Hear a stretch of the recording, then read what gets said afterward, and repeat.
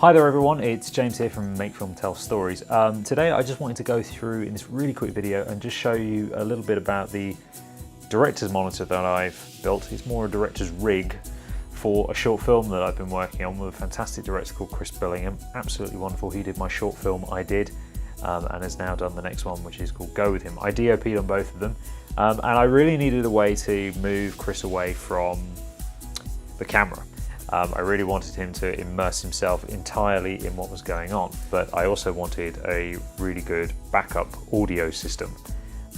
Little bit of clarification, we shot the film on the Canon C100 and we boomed an NTG1 straight into the C100. But because I'm paranoid about sound, I wanted to keep lavalier microphones on the actors at all times. So, to get around this, I built this rig for him. This rig is based off of a Viltrox DC50, which is essentially a Sony CLM V55. It's just essentially a knockoff version, which would take an HDMI feed from my C100, so he could see everything that was going on. If I turn this around here, we've got a Zoom H4n, one of the original ones, and two Rode Filmmaker Kit receivers. The monitor is held on by a micro ball head, and then the whole thing just sits on an old Koenig tripod I've got with a very old Manfrotto tripod head.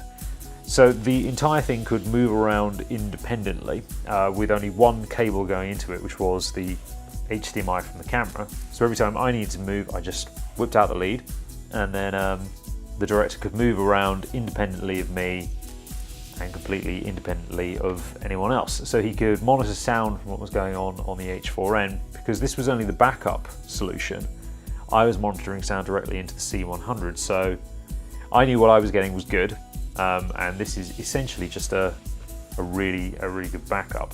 The whole thing is built off of a Fokker DP500 rail system.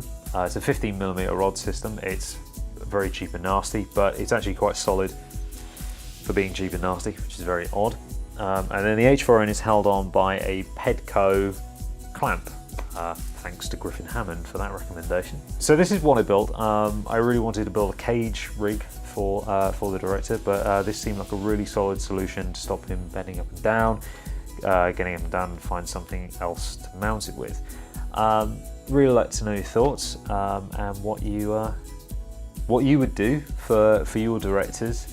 To not have them hovering over your shoulder, to get them focused on the performances rather than on what you're doing behind the camera.